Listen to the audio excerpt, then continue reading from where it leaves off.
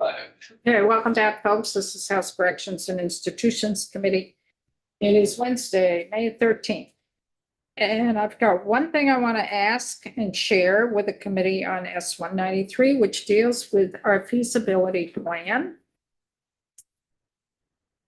Page 26. Page 27. 27. Is that what I want to do? Would be one spot. Yeah, I think that's the only spot, I think. But this is something that we would work with Katie on. A conversation I had with the chair of judiciary, he shared with me and he was more clear in terms of really looking more at this through the feasibility. The monitoring of folks when they're released.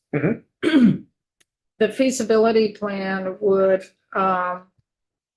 monitoring would be done by Agency of Human Services or its departments, with the exception of DOC, should not play a role in its operation. That's of the facility. Provision of services, internal security, or post-release monitoring of any former residents. So the House Judiciary Committee feels that for folks who are released, that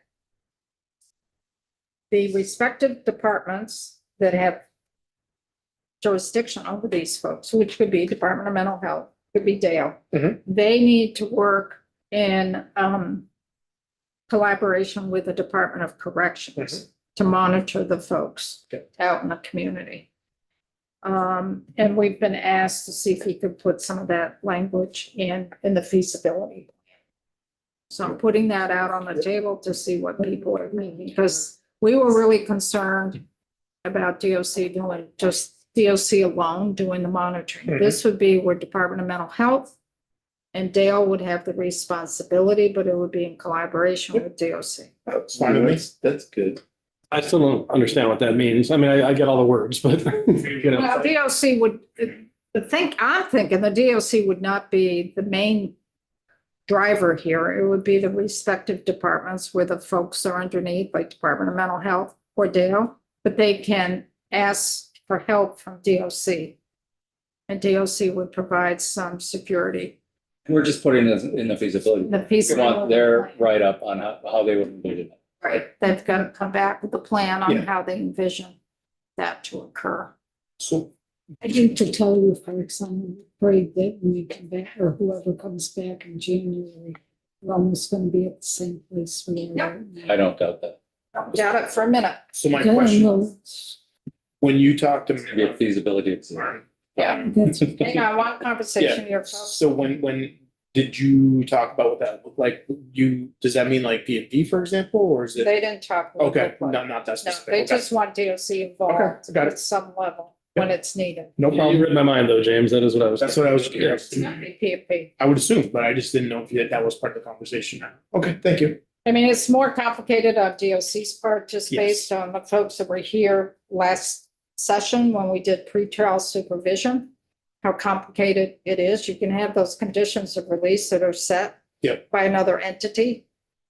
And the DOC supervises for those conditions, but they're not the ones who set those particular conditions. But there are conditions that DOC sets based on their administrative procedure for some of this. And nobody's talking about that, but we talked at length about that 2 years ago. this is a study under the name of feasibility plan.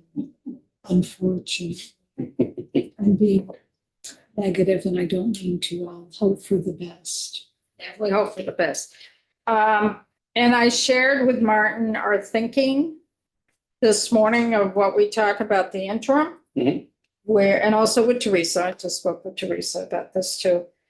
About how do we take care of the folks who are there now? And justice oversight, the Agency of Human Services needs to come back to us for justice oversight three times off session.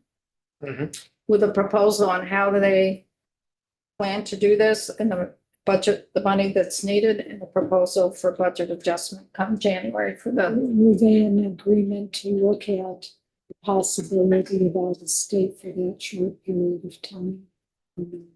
No one's weighed in on that. They've seen the language and we haven't heard any kickback on that. For that. So Mary, Connor and I hope Connor hasn't left the building.